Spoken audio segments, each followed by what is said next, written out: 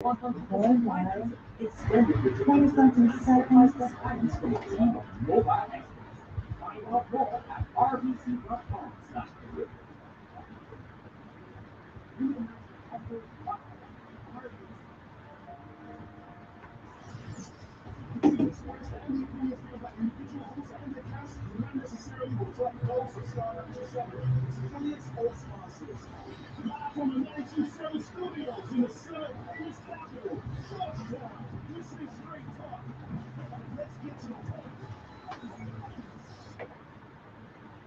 And good afternoon. Welcome to Straight Talk. This is your Drive at 5 show. Catherine Tyson, your host. Good afternoon, and thank you so much for joining me this afternoon. Welcome to the show.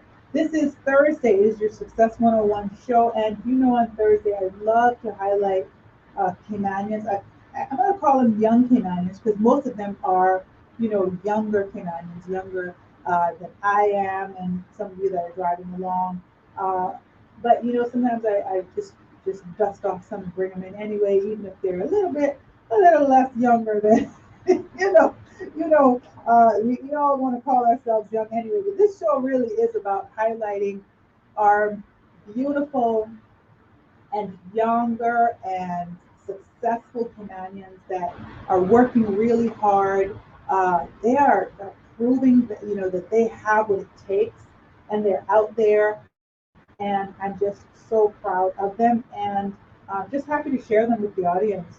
Every Thursday, just so they're out there, and let's keep encouraging them, and also let's keep fostering them, let's keep nurturing them, and parents, let's keep creating them. All right, so let's create them, let's build them, let's shape them because they are our future. So that's what Thursday is about. So I just wanted to just welcome you guys to the show this afternoon. I have a young, amazing young woman. Oh my goodness, amazing! I say that about everybody, but this one's really, really, really amazing. And I'm just so happy that she agreed to come on to the show. Miss Brianna Miles, good afternoon, Brianna, and welcome to Straight Talk. Hi, good afternoon, Kimon. Yes. So hello, Miss Brianna. Let me tell you, Brianna, I've known you since you were in your belly. Now, I can't even believe I'm sitting there watching this grown woman in front of me, and I'm like, how old are you, Catherine? What's going on? But just excited because I just have known you. I've known of you forever, and a couple of times as the years have gone by, I've heard your name in the award ceremonies, Yeah. and I've seen your mom out there, and I've seen you as just a little girl and just growing up, and then I think I ended up going to SciFac when you were graduating, or something was an award ceremony. Of course, Yeah. you cleaned up, you got everything that they were giving away. Nobody's child had any hope that night. And then I see you, and I swear it's like last year I saw you. Yeah, I know. But apparently, no, It's been a it's few years. exactly. So it has been long enough for you to have finished college, Yeah. university. You mean it wasn't just the other day? That's just crazy. Okay, so Brianna, welcome to the show. You said you listened to the show, so you Yes. know what we do here. Very excited to have you. So let's talk a little bit about your journey. First, tell us just, maybe you can talk about, what you completed in university. Just tell us about your background, kind of educational, and then we'll talk a little bit about, what, your path, like what you wanted to be when you grew up and how this kind of came about and what you're doing and your what's next. That's what we're going to talk about. All right. Where did you go to university? Yeah, so I went to San Diego University in Tampa, Florida. I Okay. firstly did a year at UCCI first, and then I transferred and did the other 3 years of my bachelor's degree in Tampa, Okay. San Diego. Okay. So how was that? I like to ask young people as well. How was that local year that you did? Was that good? Yeah, it was good. I think it helped me to have some level of independency, and then the transition from college in Cayman versus university in Tampa. It was a different experience as well. Same workload, but it was just you have a different environment. I've never been away from my mom, so that was something in addition to doing my work and having strict deadlines and having quizzes and exams and all of that good stuff. Um, you're being away from home, you're missing parties and birthdays and all Right. sorts of things. So it's a lot to take in both experiences. They both give a lot of benefits. Yeah. So you're always a studious person though, right? Like your whole life. Yeah, because I just remember you getting all these awards all the time. Yeah. So do you think that was a natural thing, or was that something that you really worked at, or you had to work at, or your mom was kind of like, "You gonna do this"? Like, where do you think that kind of came from? I think I always had a love for English. So for me, writing came very natural to me. Yeah. Math, on the other hand, that's something that I had a lot of work. Yeah. I had to work on it a lot. I had tutorings and that sort of stuff. My mom made sure that we knew that this was a weakness. And so going forward, we needed to make sure that I had my math TXC and that sort of stuff. So it came with extra help from other tutors and teachers and stuff. Yeah. But for English, for me, definitely, I think that was very natural. My mom, my aunt is also an English teacher, so for me, I think it came very natural. Yeah, that's good. I hear that quite a bit too. I talk a lot more, it seems, with people that struggle with math, because when I do get people that are like math people, they don't have I don't know if it's the success, almost like the success feeling that the people that are stronger in English with, like, because I don't know, because there's probably more writing to do in other subjects. Right. So when you're good in English, you can kind of, get the history, get the, so, social work or whatever, you know what I mean? Right, right. As opposed to if you're good at math, then all right, it's math and science. But yeah, that was also like my story as well with math, right? But also, like you said, finding tutors and finding people that can help you, that's so important too. Yeah, because we can battle these things and we can defeat them also. We just have to put your mind to it. Yeah. And I think that was my problem. With numbers, even to this day, my brain just kind of automatically shuts down. Yeah. And so it was a matter of not only knowing that that was a part of my weakness, but saying like, yeah, I need this to graduate, so I'm gonna have to face this head on type of thing. Right. Yeah. Exactly. I remember Mr. Bailey. You know Mr. Bailey. He's a math teacher. He was at Triple C for many years. He's actually a tutor now. He tutors math. If you guys are struggling, anybody listening, call Mr. Bailey. You can find his name. It's Claude Bailey. Just look him up. I remember he was my math teacher in high school, and he's the only person that really could get me to figure out, how to get around this algebra stuff to kind of understand it, because it's not that simple if your brain isn't kind of mathematical. Yeah. But like you said, when you know it's something you have to do, it's not an option to fail it, right? So you have to conquer it somehow. Yeah. So you did, and so you went on. Now you're at St. Julio, you said. Okay, so tell us about that. Now, what is your what is the degree that you got from there? Yeah, so I am a COVID graduate, unfortunately. So I graduated last year, back in 2020. Okay. I have a bachelor's in psychology with a minor in business management. Okay. And so yeah, all right. Back here working for government. Okay, all right. So bachelor's in psychology, minor in business management. I thought that was funny when I saw it. But before I talk about that, I see you have a fun fact on here about the Honorable Juliana O'Connor Connolly, who has also attended St. Leo. Yeah. All right. So there you go, as well as your aunt. Yeah, my aunt. Yeah, I'm her stuck in there too. Of course. So it was of a university that was quite familiar, to some people here. I know your family loves Tampa too, because I know your mom, and every time I'm talking about visiting Miami, they're going to Tampa. Yeah, always. Yeah, exactly. So, a bachelor's in psychology, what were you thinking then? What was it that you wanted to do when you grew up then? Because bachelor's in psychology, but a minor in business management, it almost seems like it's very, very different. Right. So, what were you thinking? Well, I had spoken to quite a bit of people in Hunan, and one of my HR, I guess you can say mentees, Miss Charlene, she had also brought the idea to me, and then my family as well said that it would be good to have a mixture of the two. I always loved human resources. I was always wanted to be like an HR manager or somewhere in the HR field, and so having psychology, understanding how people think and how to pick up certain body languages, using their body language and other language to detect what they're feeling, what their moods are, how to communicate properly to them, Okay. how to be able to maneuver with different people with different personalities, but then also looking at it from a business point of view. So having that business background as well to understand the actual functioning parts of a company, of a business.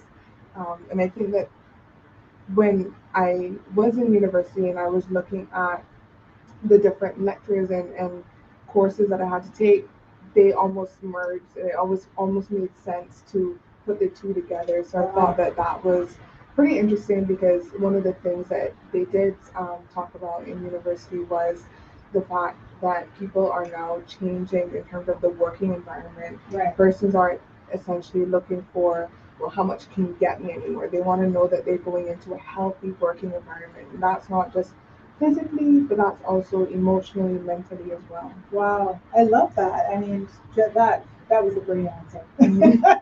It was, but it was so enlightening because, a lot of times when you think of business, right, when you think of business management, we don't kind of realize, Right. yes, how much of the human aspect is at play, because it's human beings that's working, Yeah. right? So that's really cool that you saw that and you were able to merge that idea of psychology, understanding people in the business environment. So that's really good. Yeah. So, uh, where do you see yourself kind of wanting to go then, with that? Because obviously you're 22, Right. like you're a baby. Like, it must feel amazing. I tell young people this all the time: go straight to college if that's your plan. Get it out of the way. You're gonna be 22 years old, sitting in front of somebody, and they're gonna say you have your whole life ahead of you, but you have this thing that no one can take from you. So I love that. But then I also look and I think, you're 22. What are you gonna do? Like, Right. what's your what next? Yeah, I think for me, it's all about having patience with myself. I know that I am still young. I'm still trying to figure things out Right. with what do I want to do in the next 5, 10, even 15 years from Right. now. As of right now, I do work for the Internal Audit Service in the Cayman Islands government, and I see a future with myself right there for now. Looking at we were talking about internal audit, we're dealing with people on a regular basis. Right. We're looking at different investigations and audits, and looking at complaints and that sort of stuff. So it does have a lot to do with my degree, but I'm also potentially looking at how to make sure that we are not only protecting our clients, but protecting our staff, protecting employees as well, and ensuring that they feel valued and that they feel that they are in a safe working environment. Okay, all right, that's good. So now, in terms of like internal audit, what do you feel that you learned with your kind of studies that you use like every day? Definitely communication skills. It's funny enough because I hosted a retreat for my unit just 2 weeks ago, and a part of that was to do a pre-assessment with a personality test, and it was interesting to know that people like to be communicated in various different ways. Right. And so for me, it was just about figuring out how to effectively communicate to people, both in clients, but starting off with employees, so that we can then handle the bigger stuff, handle the bigger challenges, so to speak. Right. Yeah, definitely. And when you're a part of a team, you kind of have to function as one person, right? And if people are all over the place, whether it's lack of trust or whatever, you don't understand my situation, and so this is what I'm dealing with. When there's that going on, then that can kind of hinder the work, right? So this was a way to kind of bring you guys together and deal with that. How did everybody receive that? There was definitely positive feedback. I think that as a small unit, sometimes that can kind of be forgotten because we are expected to know one another. But I think that retreats are a good way to come outside of the working environment, to get to know people as a person rather than, and I mean, we spoke about this earlier, but to get to know them as a person and less of an employee. To figure out what their actual interests are. What do they do outside of work? so that when you do communicate to them and say, hey, I need you to do this, or we're working on this assignment, or we're working on this report, that it's not an intense or a hostile environment. Right, right. And I think with HR as well, because that's an interest of yours, right? Obviously, look at the HR kind of arena. I think with HR, it's so important that you are looking at everybody on an individual basis. Like there are expectations across the board, of course, right? But when it comes to humans and behavior and feelings, that's important to recognize people are functioning on different levels because of what's going on in their life, right? And when people feel that they're able to be understood, you can get more, Right. you know? That's true. And so when people say, oh, this person is so difficult to work with, I always think, all right, why don't you find the humanity in the person? Why don't you find the thing that makes them smile? I don't know, is it a picture of a child on their desk? Right. I'm gonna go talk about that kid. Every time I need something, I'm gonna go talk about that kid. Yeah, right. Because all of a sudden when people want to feel like they've been seen, they've been heard. Yeah. And I think that's one of the things that we focused on in the retreat as well, was we wanted to create a safe environment where you are able to speak your concerns or voice your concerns. And a lot of times that's why a lot of people don't speak in, not just in my unit, but just all in any business environment, that they may not feel comfortable because they feel that they'll be reprimanded or whatever the case may be. And so I really wanted to create that trust between myself and my colleagues, but also to let them know that it's okay to say that you have a problem of something. That's the only way how we're going to get it fixed, is if you voice your concern. Absolutely. I did a retreat for a company, for the entire company. It was like a team building thing. It was 75 people. And we had the director there. And I had trained the entire staff with different classes. So there were like 10 classes, and then we put everybody together. And in those 10 classes, there was lots of complaints about the director, about the higher ups. And so in this retreat, I had like this little problem box, and I just had everybody put their concern in the box, and then we just kind of, we're reading it, like picking it and reading it. And so the director was able to hear some of the complaints about himself, and not have to look at the person and say, "Oh, you said that." That was really cool because a lot of times what happens is we have problems with our managers and our supervisors, but we're afraid to say anything because if we do, then we might be, targeted. Absolutely. People are offended, and all of a sudden your opportunities are lost, and it shouldn't be that way. Yeah, it really should. Yeah. So it's it's always good to do that. So I think like opportunities like that. So you did that by yourself. Well, I had a team, Melissa and Yolandi as well, but in terms of actually facilitating the retreat, I was doing that, and then Melissa also had different team building activities throughout the day, so it was really good. Okay. So how do you feel sometimes when you think about things like that? I mean, because you are pretty young, do you think that it can be a hindrance sometimes with people that are older than you and feel like, we know more than you? It was definitely a challenge. I did get really good feedback, but it was a bit of a challenge for me because I had to step outside of that young Brianna, that young internal auditor, and present myself as a professional, as someone who is at your same level or whatever the case is. So it definitely was a challenge in that way, and because this was our first retreat as with new people in a bigger working environment. It was a lot to take in because this was my first retreat. I'm fresh out of school, so it was definitely fun. I think it's definitely a learning experience, and I'm excited for potential retreats down the line because I definitely enjoyed every bit of it. Yeah, well, that's good. I mean, it's good to know that, and it just kind of goes with my feelings about you guys being the next generation, you being the next leaders. You're going to be taking over from us. So that's awesome. Like that's exactly what is going to happen. And so we have to be prepared. You have to be prepared. We have to continue to prepare each other, prepare me, prepare all of us, to ensure that we're going to be in good hands. That is so important, especially in Cayman. There are lots of amazing young people that are working really, really hard to get someplace, and we just assist them, like not block them. You, luckily, have really had some great opportunities. I mean, I see that you have worked as a personal assistant to the deputy governor one summer. Tell us about that. So I have been working with the portfolio of the civil service for about 4 or 5 summers. Every time that I would leave and come back from university, I would literally come in like the Sunday night and start work like the Monday morning type of thing. I absolutely loved working with Cox and Miss Gloria and stuff. And there was a point in time where DG didn't have a personal assistant at the time, and so he was looking for an intern to fill that gap in the time being, and I got the opportunity to do that, and he's very pleased. We had an intern event that I was a guest speaker on just this year, and he spoke about that. And What was that?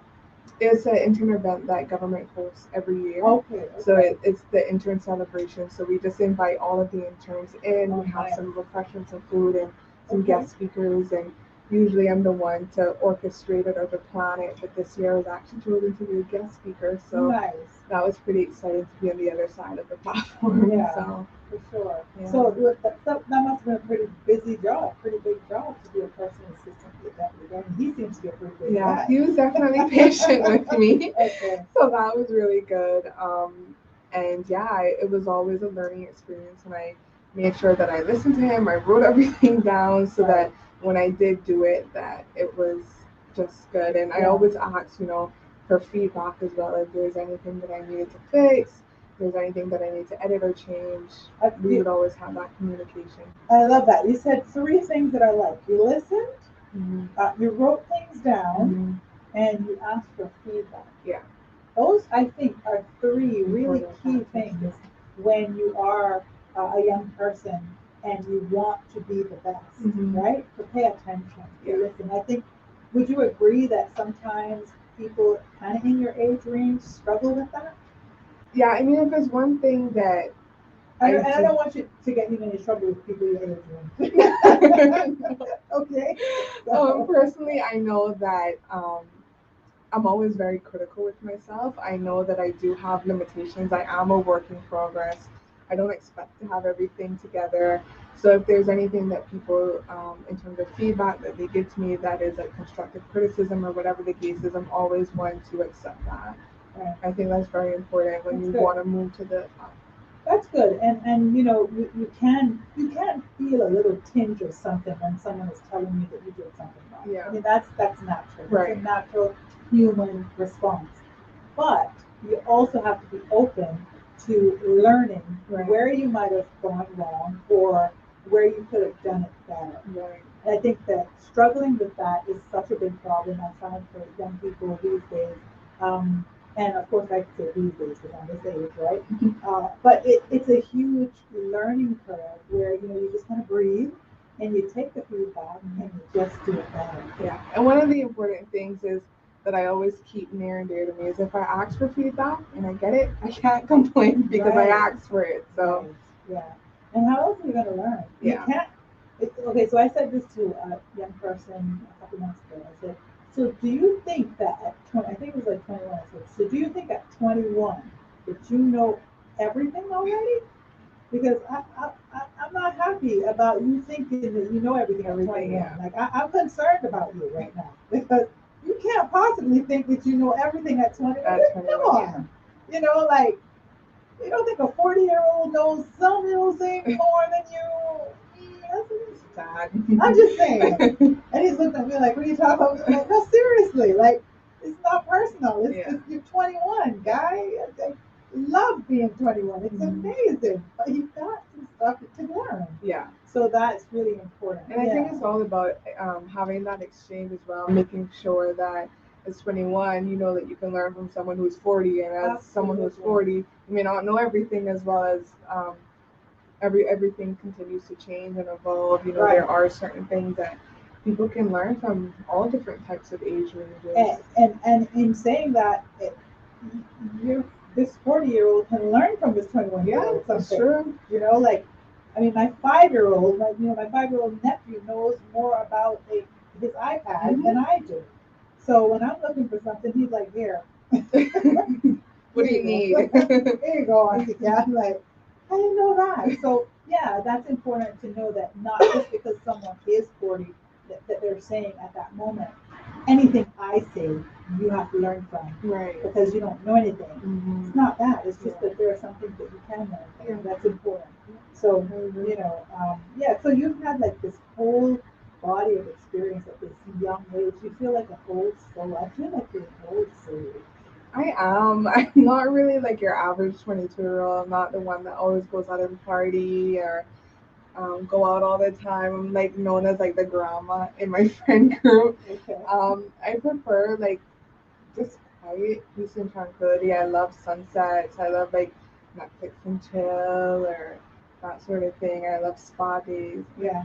An expensive 22-year-old. Yeah. I'm sure. I think I saw your mother taking you to like, the salon when you were young. So Yeah. She's kind of. She definitely does have some blame. Yeah, definitely. It's not a bad thing though. We'll talk a little bit more about that when we come back. But when you say that you're the grandma, what are some of the things that you would say that you say to your friends then that they're like, oh, here goes grandma again? Well, like one of the things with my friends, I'm always like, message me when you get home. Okay. Call me or message me when you get home. And I'm not a big drinker either, so I'm always like a designated driver or whatever.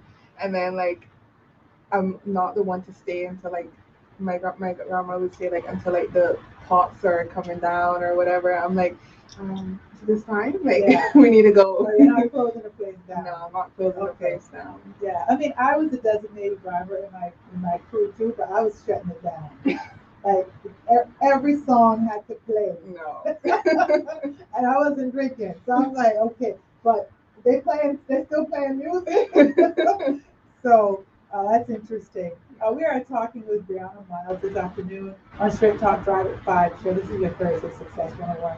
And this is one of our young successful companions that I have brought into the studio to share her story.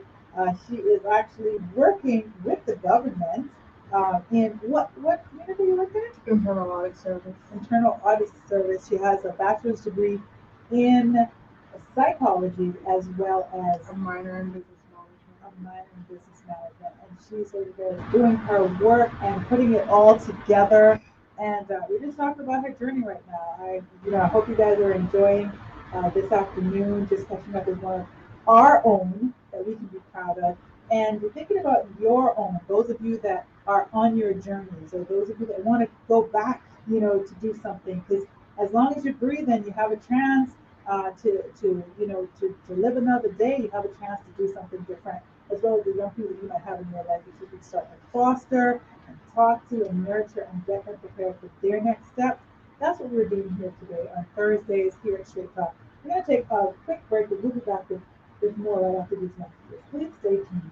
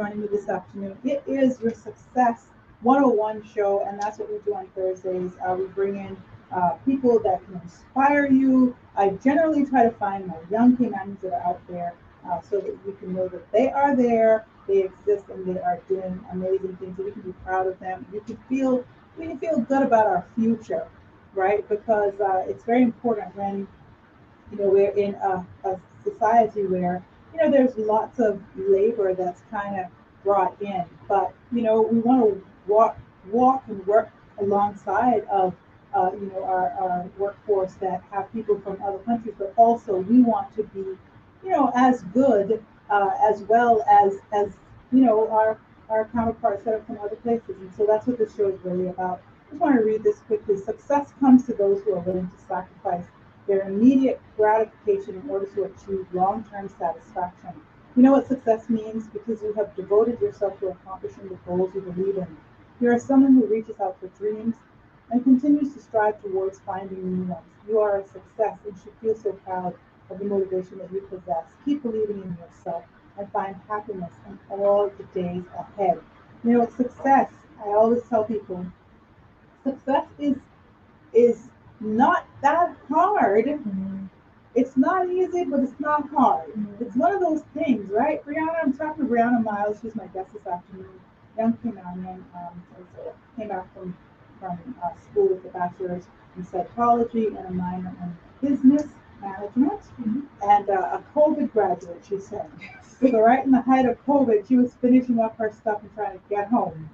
Yeah, did you end up finishing some stuff here then? Yeah. So I did the rest of my semester online, and then I also graduated online as well. Oh, really? So you didn't go back and walk and all that stuff? No, I didn't. They didn't have a graduation. Oh, yeah, that's sad. for that So year. you didn't get any photos or nothing? I did my own photos at home. Yeah. Good stuff. All right, that's good. So you did manage to get the gown and everything. Yeah, we had got it before we left. Oh, that good. sort of stuff. Okay, well there you go. All right, so yeah, what do you think? It's not that easy, but it's not that hard, but it's not that easy, but it's not that hard. Right. Isn't that true? Yeah, and I think it just depends on each person. What do you consider success? Right. It could be something small for me, but it could be something huge for you. I think there's different milestones, different levels, different layers of success. Right. It just depends on, what are your goals, and once you accomplish them, then that's your success type of thing. Yeah, and it's also important. I like to point out that it doesn't necessarily have to be university either. Yeah. Like it doesn't mean that everyone has to go to college. Or everyone has to have a degree. Like that. That's not what success is. Yeah. Success is what you make it. It's about you setting goals, achieving goals, having goals. That's the first thing. Having a goal. Because if someone in high school, where I had so many brilliant people in high school. My best friend in high school, I always say, my best friend in high school was brilliant. She graduated top of the class, and she was always the one telling me, do your work, like I'd be fooling around, drawing some stupid. She'd be like, oh my gosh, she'd be rolling her eyes. She was the Brahma. The girl. Right? And she was top in everything. And she didn't want to go to college after all. And she's never gone to college. And I always say, how am I, a person with a master's degree and you didn't go to college? Like that just seems like some alternate crazy world because of how studious and amazingly smart she was. Do you know what? She's achieved so much amazing things in her life. Like she's had 3 homes, she's had her own businesses and she's done amazingly. So I always want to make sure that people know that I'm not saying you have to go to university. What I do know though, and I happen to know you come from a single parent home, so I wanted to bring that up. What I do know, because I am a single mother, or that was my kind of situation with my 3 adult children now, is that when you are a single mother, you really do have your work cut out for you. Yeah. So you can't be messing up. You can't be fooling around. And I get a little offended sometimes when I hear people saying that single parent homes are, producing these types of children. Like, no, what are you talking about? It's just that a single mother home or a single parent home, your work is cut out for you. So do you think that coming from a single parent home, do you think that was like? What do you think? Was that tough, or did it help you kind of set you on your way? Like, what were some of the things about that you think kind of led towards your success? Yeah, I think I realized that I had to make my mom proud. And growing up, we were always best friends. We would talk about literally everything. She knows all about my secrets and stuff. And so seeing how hard she worked to make sure that I never had anything, I never needed or wanted for anything, it really did push me to become the best version of myself. And not to only do this for myself, which is most important, but to also do it to make her proud, to know that the sacrifices she made as a mom, as a parent, never went undone. I to tell you everything that my mother did, I'd be here sitting for years. Right. But we do have that close bond, that close relationship where she never gave up on me. She always pushed me. She always challenged me. She always made sure she reminded me, like, I had to take cup soup. I had to drink cup soup at work to make sure you had. And it's always our little jokes that we have. Yeah. That mom guilt. Hey, I know it works. It definitely works. Right. Like, you're gonna mess up around me. Yeah. I was drinking cup soup. Yeah. So there was always that pressure, but she always did it with open arms, and she never just kind of threw me out there. She always made sure that when she challenged me, she gave me the right steps. She showed me, she guided me on what I needed to do. It was just that I needed to do it on my own. Right. So that was the beautiful thing about being with my mom and making sure that I did make her proud, and that, like I said, to make sure that I'm doing this for myself, but also knowing that I have someone else, another purpose to do it for. And then I also had my family behind my back. I never really had a void on what people think, like a single parent, like you're always missing that other person or whatever. I did have a village that helped raise me as well, and I know it helped her a lot of times to give her, made sure that she got that mental break or whatever. And so but she has a couple of sisters that you see one, you see the other, which is good. Yeah. So they're all mothering you, I'm sure. Yeah. And then I also grew up in church as well. So Northside Wesleyan was kind of like my second home. So I always had people around me. I always had positive environment and positive, uplifting adults around me. So it was really good. That's good. Yeah, I mean, that village is so important. It is. I talk about that all the time, that we need to continue with the village mentality, because we've come away from that, also a lot these days, and we need to stop it and get back to that. One thing, so two things I think about, because I worked with her. She and I were social workers together when I first came to Humana. That's why I remember you being in the village. Yeah. And I know for her lunchtime was at 3:00. Like, literally, like, that's when her day was like, okay, I'm going to get my kid. Like, I knew that. I knew that, and I did the same, right? So, because our life is kind of around our kids, you know what I mean? And it takes that dedication, right? It takes that, like, all right, I'm not playing. Like, this is a serious job that I have. And I think also, when I think of your mom, when you say these things, I think that I've never heard her really raise her voice. No. She's a very, you know what I mean? Like, is she really in real life? She's never really like shouted, or like, I always, like, me and my boyfriend, we always have this joke, like, my mom never beat me. All she needed to say was she was disappointed, and I would cry the biggest tears ever, because I knew how much she sacrificed for me. So it was always just she never really, I don't think I was ever really a bad kid. I know I probably gave trouble, but she never really had to, like, raise her voice or, like, beat me or anything like that. So I always say that to my kids too. They were easy to raise, because they were good people. But I literally would say that I'm so disappointed, and they'd be like, "Oh no!" I know, that was literally the worst thing my mom could ever do. Like, no, you take it. I should be crying. That's what I'd say. I should be crying right now. And she ended up apologizing to me as well, which, thinking back, I'm like, oh, how did that work? But yeah. Well, you know what it did, what it had to do. Put the fire under you. Yes. Now, let's talk a little bit about your kind of future plans. Like, what are some of the things that you think that you want to do in your life? I know you're involved with the community a lot. So you work, I think, Girls Brigade. That's something you've always done as well. Yeah, I've always been in Girls Brigade. I'm a product of like a Girls Brigader as well. From the infant class straight up to seniors and brigaders, I kind of went through the entire system. So um, I do contribute and give back um, to the Northside Girls Brigade. So I do volunteer there. I teach in the infant class. I didn't And even know also, there was a Northside Girls Brigade. yes, Okay, so yeah. there's one in every district? Yes, there's one in every district, and I think they have one in Bontown and then one in Savannah.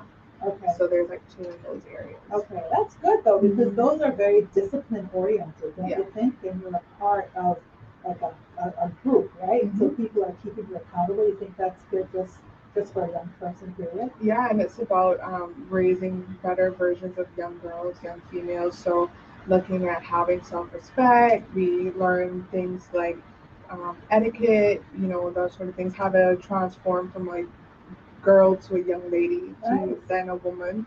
So I do think that it's such a really good program to allow girls to ask whatever questions they have, but then it also refocuses and we learn about God, we learn about the Bible, we learn about these strong, independent, empowered women in the Bible and that sort of stuff. So I Yeah, do like it. It's really good. We do arts and crafts in the infant class as well. So. yeah. So you kind of give back, you think, now with the Girls Brigade, or are you still a part of it? Does it stop at a certain age, and so now you're teaching type Yeah, of so thing? now I'm assisting. Okay, So I'm assisting the infant that's class. good. So Okay. yeah. All right, that's good. I think, and that to me lends to that village mentality as well, Mhm. right? Yeah. So even if someone might not have like the support at home that other families might have, to be a part of something like Something, that, that provides some support for you. Mhm. Yeah, Yeah. and you also work a lot with the older generations as well in your district. Like, what are some of the things that you do? Yeah, that's some of the things that I have planned for like the future is to give back to the elders in my community. I'm like really close with my grandparents. They have helped me tremendously in terms of my upbringing, my raising and stuff. I think it's a little bit different now for COVID, so I'm not really that involved with the older persons, but definitely in the future I would really like to give back, whether it be Meals and Wheels or whatever the case may be. Yeah. Do you think it's a good idea for young people to travel abroad to go to school eventually? Like I know you did your 1 year at UCCI here. Do you think that it's a good idea for them to get that experience? It definitely helped me get my exposure. I think that whole transition between, evolving into a young lady really helped me in university overseas. Um, it's a melting pot, and I always encourage people, even if you don't have the opportunity to attend school overseas, make sure that you travel, that you get that exposure because a lot of times we get comfortable with Cayman and we have our own little bubble, and that's beautiful. We have our own little pocket of paradise, but to see other different countries, other different experiences, other different cultures, it is just so beautiful to hear about other persons. I've learned so much in university just based on meeting different people. I have like long time friends, long term friends. So it's definitely a beautiful experience to get to understand how others were raised and things that may have been normal in Cayman may have been such a privilege in other countries as well. So Right. it's definitely a good way to gain that exposure. And when I came home, I appreciated Cayman so much more. Like I'll never forget it. My first night back to Cayman, I was at a CONCACAF game, and we were standing up singing the national song, and I literally cried because I was just like full of pride. It was just a beautiful moment for me. I loved Cayman on a whole other different level Right. after coming back to university. I mean, going back to and from university. So I Right. definitely encourage people that even if you don't have the opportunity to travel overseas for education, to travel just in general, go to different places, even if it's for a short time, just experience a different culture. It's definitely rewarding. Right, definitely, yeah, because you can get really, kind of caught up in what you think is normal everywhere Mhm. else, and it's not. Yeah. It's not. Like, people are struggling in so many different ways that, Mhm. you can, even something as simple as, not locking your car doors here, Yeah. Mhm. and coming back and finding your car. Yeah. Yeah. Not finding someone has gone into it. Something that simple. Definitely you take for granted. You said you wanted to travel more. Yeah. What does that mean? So where have you gone, and where do you want to go? Well, I haven't really traveled anywhere different or unique, but definitely wanting to go to Dubai at some point in My time. friend is in Dubai right now. I spoke to her this morning. I'm so jealous. I'm like, what are you doing? She's traveling all over the place. I I'm know. like, what, are you kidding me? So that's on my bucket list Yes. too. And I also want to go to Puerto Rico. I have a friend from university who is from Puerto Rico, and when she used to show me pictures, I was like so in love with like the greenery, the mountains, Wow. everything. And then I also do want to go to like different Caribbean countries as well. And then I also want to go to Canada. I want to go to some different places.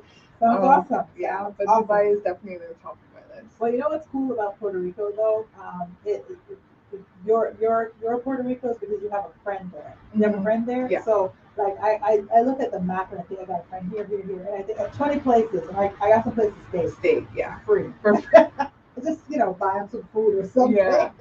right? Because your friends want you to visit. They like that, They don't want you to leave.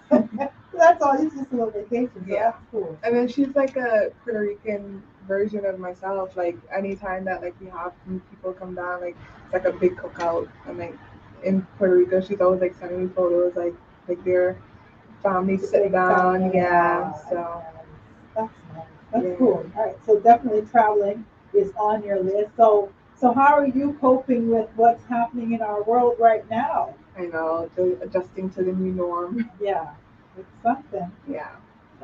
but I guess just staying positive.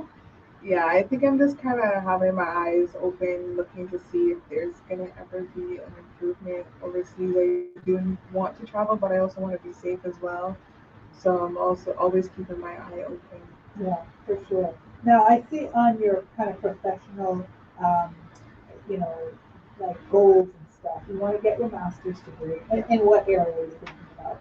I'm still thinking about that. I'm trying to align myself with areas in demand in government. So I'm still kind of doing my research to see what are some areas in which that are needed in government before I go overseas.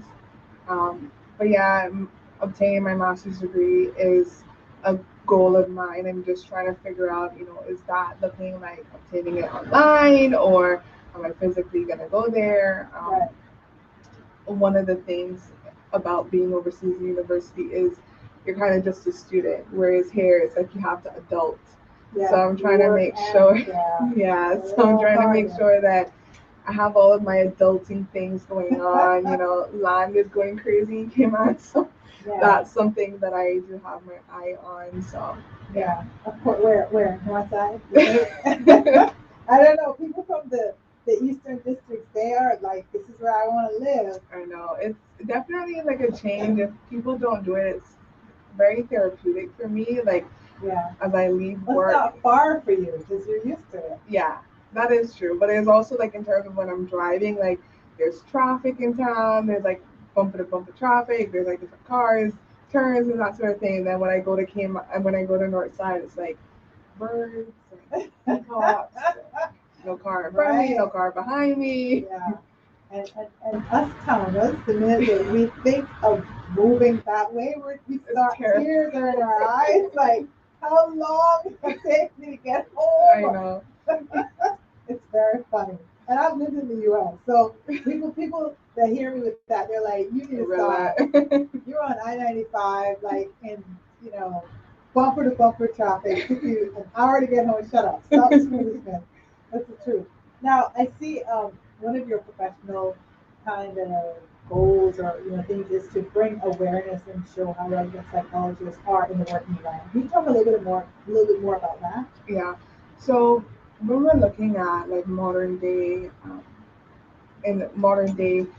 environment, modern day looking at the modern day working environment, we're looking at how do we ensure that employees feel valued, that they feel heard. And a lot of times when we think of a business, whether it be government, private, wherever it is, we're always looking at productivity. How do we produce work for everyone? It's all about work and that sort of thing. And for me, one of the things that psychology has taught me is making sure that if you have strong, empowered employees, then they just almost naturally go above and beyond the call of duty, making sure that they feel valued, that they're encouraged, they're motivated, that you have a plan specifically for them to move up the ladder.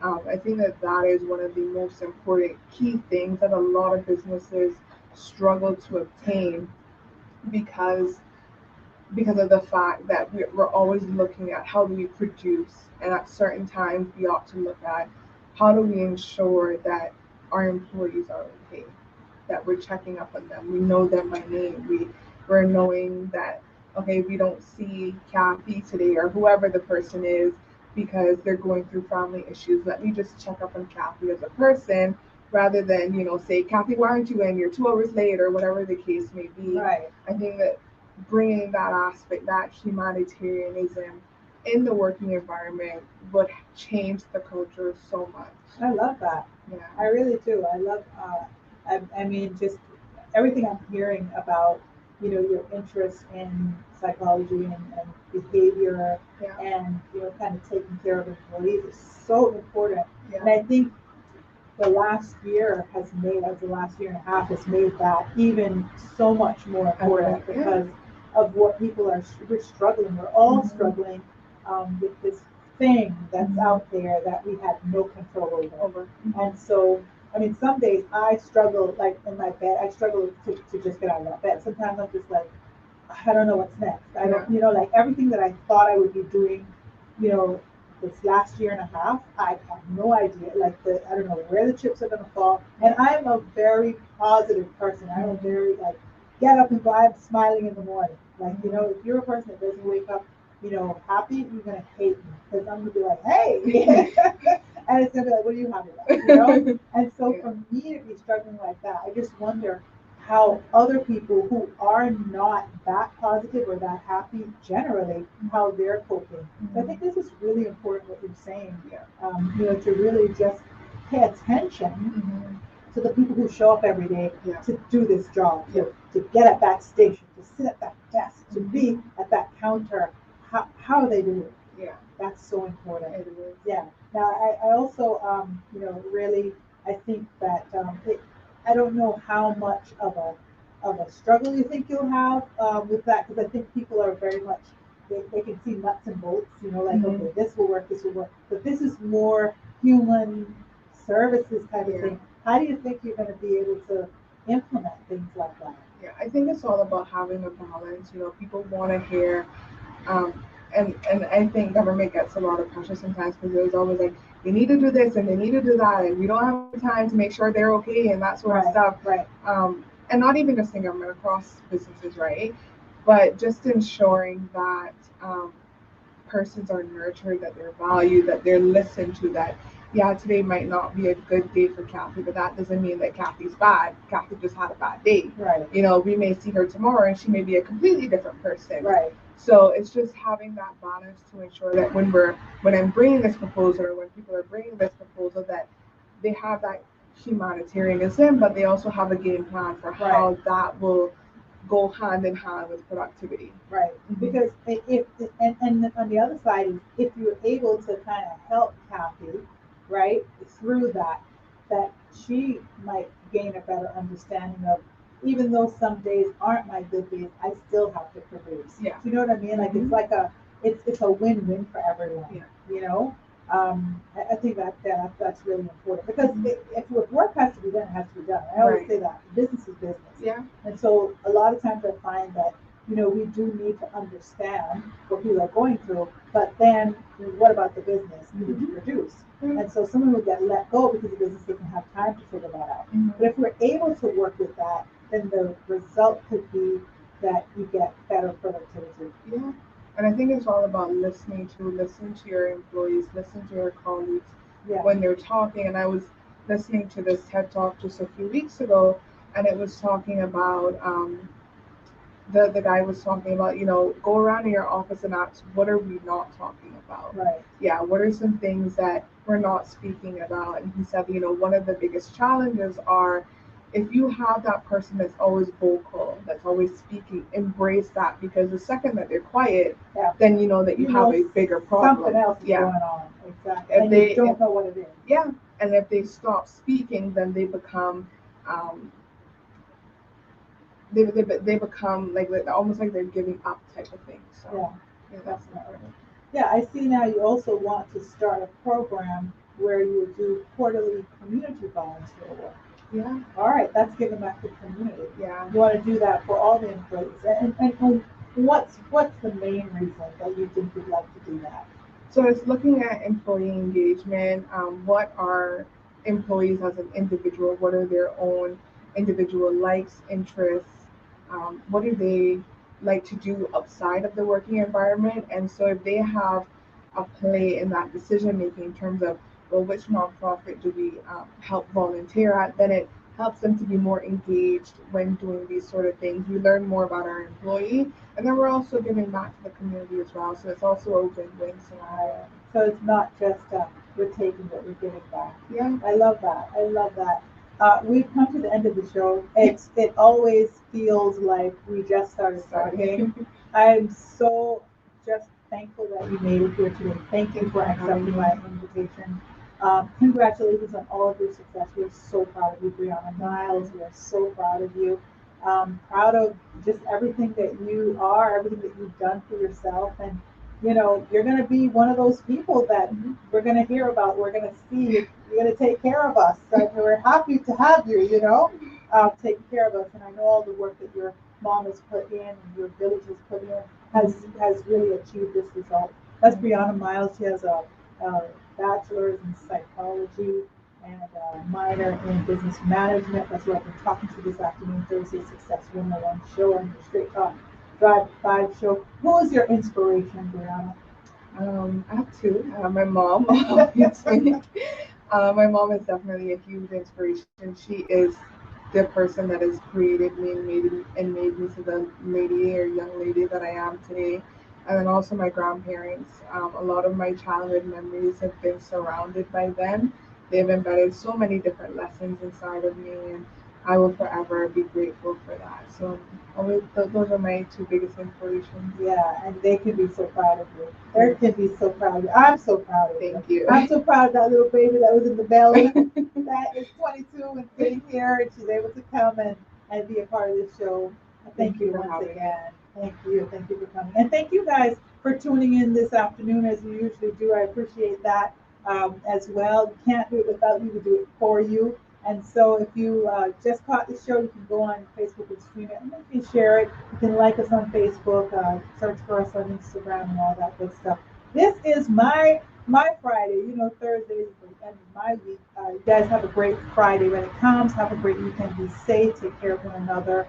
Take care of yourselves. Remember to, love the people that love you and, not be mean to the people that don't.